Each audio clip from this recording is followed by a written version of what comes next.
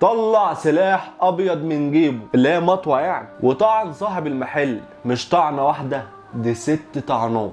السلام عليكم. النهارده جايين بنكلمكم عن جريمه قتل حصلت في عز النهار وفي منطقه رايقه، وتخيل السبب كان ايه؟ 5000 جنيه. بس السؤال الحقيقي هنا بقى، هل فعلا الفلوس كانت هي السبب ولا ممكن يكون في سبب تاني احنا ما نعرفوش؟ عايزك بقى تتابعني لغايه النهايه وتفهم كل حاجه. في يوم 30 اكتوبر 2024 الساعه 3 العصر كده تقريبا، في منطقه القربه مصر الجديده، منطقه هاديه وراقيه والناس هناك متعودين على القهاوي والكافيهات والمطاعم بقى والزحمه اللطيفه، لكن في اليوم ده الزحمه اتحولت لدم. القصه بدات من فتره، كان في شاب عنده محل عصير شغال عليه من سنين، بيأجره بقى وبيصرف عليه وبيكسب منه لقمه حلال. وفي نفس الشارع كان في شاب تاني بيتقال عليه ان هو شريك في المحل ده، وفي ناس تانية قالت لا ده هو كان له حصه في العقار نفسه.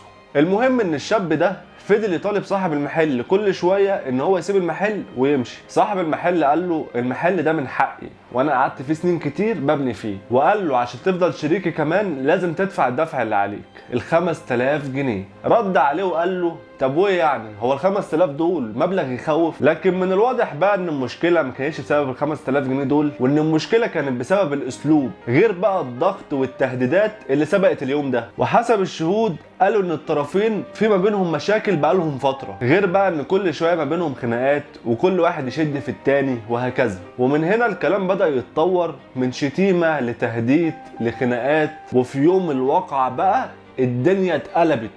صاحب المحل كان موجود وخصمه ده كان موجود برضه، بس كان متجاهله، فحصل ما بينهم مشادة عنيفة جدا. والموضوع ما بقاش مجرد كلام، ده الراجل صاحب المحل والراجل اللي ليه حق طلع سلاح ابيض من جيبه اللي هي مطوه يعني، وطعن صاحب المحل مش طعنه واحده، دي 6 طعنات في كتفه وظهره وصدره. الناس كانت واقفه بتحاول ان هي تسيطر على الموقف ويمنعوه من كده، لكن للاسف الموقف كان خلاص خرج عن السيطره. وهنا الفيديو انتشر، ايوه في فيديو للحظه القتل.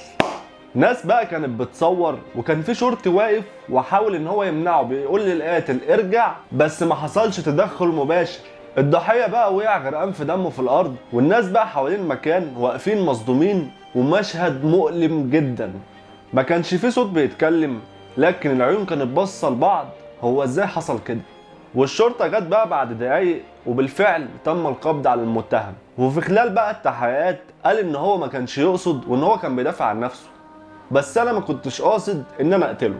لكن النيابه بقى كان عندها قرار غير كده نهائي. النيابه قررت حبسه 4 ايام على ذمه التحقيق بتهمه القتل العمد مع سبق الاصرار والترصد، لان ببساطه الطعنات ما كانتش طعنه واحده، دي كانت 6 طعنات، فما كانتش دفاع عن النفس ولا حاجه، ده هو كان قاصد يعمل كده. ودي كانت نية قتل واضحة قدام الناس وفي عز النهار. اللي غريب بقى في القضية دي مش بس الجريمة نفسها، الغريب بقى ان احنا بنتكلم عن منطقة من انظف المناطق الموجودة في القاهرة، وكمان بنتكلم عن خلاف بسيط ممكن يتحل بالقانون. لكن للأسف في ناس اول ما بتضغط بتجري على طول وتستخدم العنف. هل فعلا الخلاف كان بسبب ال 5000 جنيه ولا ممكن يكون الموضوع ليه سر تاني؟ تفتكر دي بقى تصفية حسابات ولا ساعة غضب واحد خلص على التاني؟ تقريبا كده محدش يقدر يجاوب غير المتهم نفسه.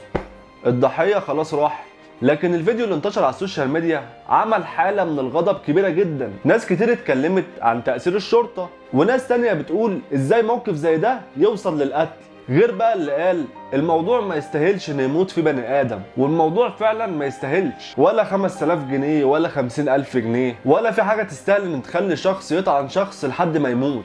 احنا بقينا في زمن بقى سهل فيه الغضب جدا، بقينا بناخد رد الفعل اسهل، والعقل بقت اخر حاجه الناس تفكر فيها. والاخطر هنا ان التصوير بقى سابق المساعده، الناس بتقف تصور بدل ما تقف تساعد، وناس تانية قاعده بتتفرج على المشهد على التيك توك بدل ما يبلغوا الاسعاف. وفي النهاية الضحية ماتت والمتهم اتحبس، وال 5000 جنيه لسه في مكانها، بس في روح راحت وسمعة اتحرقت وشارع كامل اتوشم بالدم. انا مش جاي ادي دروس واقول لك ان القانون دايما بيجيب لك حقك بسرعة، لكن اللي جاي اقوله لك ان المشكلة لو ما اتحلتش بالعقل اكيد هتتلطخ بالدم. لو وصلت للنهايه بقى يبقى انت دايما مهتم تعرف بكل اللي حواليك. والهدف من القصه دي مش بس الحكي، الهدف ان احنا نراجع نفسنا، وممكن كل واحد فينا في لحظه غضب يضيع حياته كلها. ما تنساش بقى تشارك القصه مع اصحابك، يمكن توصل لحد محتاج يسمع لها قبل ما يغلط غلط كبير. ما تنساش بقى تكتب لي في التعليقات هل الجريمه دي كانت ممكن تتمنع ولا لا. واشوفكم بقى في الحلقه الجايه. سلام.